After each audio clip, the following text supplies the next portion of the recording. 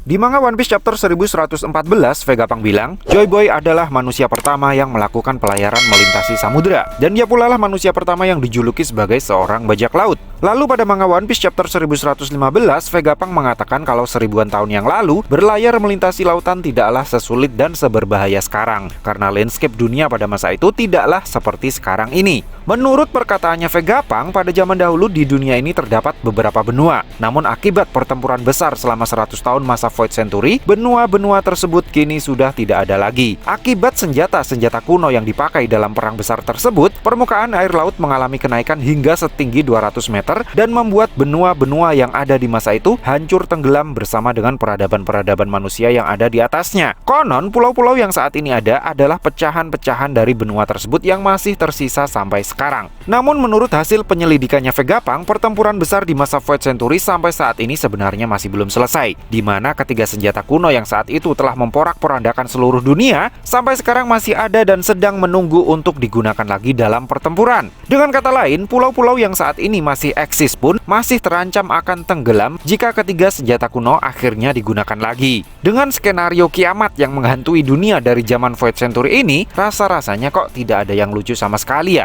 Lalu, bagaimana bisa Roger dan para krunya justru tertawa lepas saat mereka sampai di Laftel dan mengetahui tentang semua itu? Bahkan di chapter 967, Roger sampai bilang apa yang telah mereka temukan di Laftel sangat lucu sekali. Dan jika bisa, dia ingin sekali terlahir di era yang sama dengan Joy Boy. Ini benar-benar di luar Nurul sekali menurut saya. Rasanya nggak mungkin lah kalau Roger sampai semaniak itu dalam menikmati pertempuran, sampai-sampai dia menganggap lucu kisah Joy Boy yang harus bertarung mati-matian melawan aliansi 20 tentara kerajaan kuno. Jadi, bagian lucunya itu di mana ya?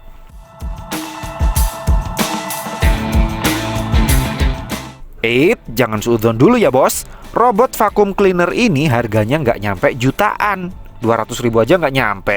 Kalau nggak percaya, cek aja langsung link tokonya di kolom deskripsi.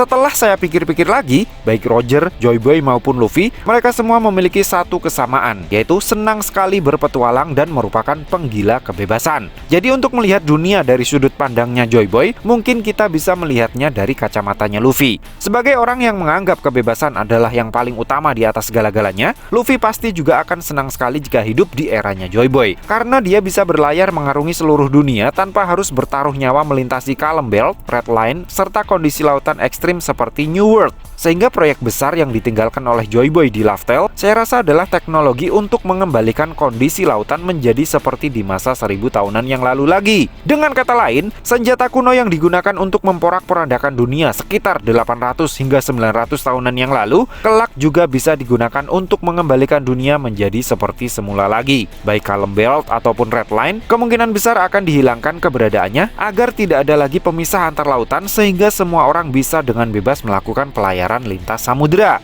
Tapi tetap saja, bagian lucunya di mana ya?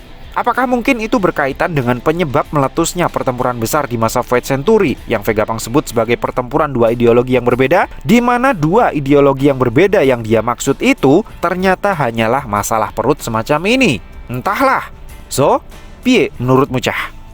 Terima kasih sudah mampir ke channel kami. Jangan lupa like, share, dan subscribe jika menurut kalian video-video kami cukup menarik untuk ditonton. Sampai ketemu lagi dalam video kami yang berikutnya, and matur nuwun.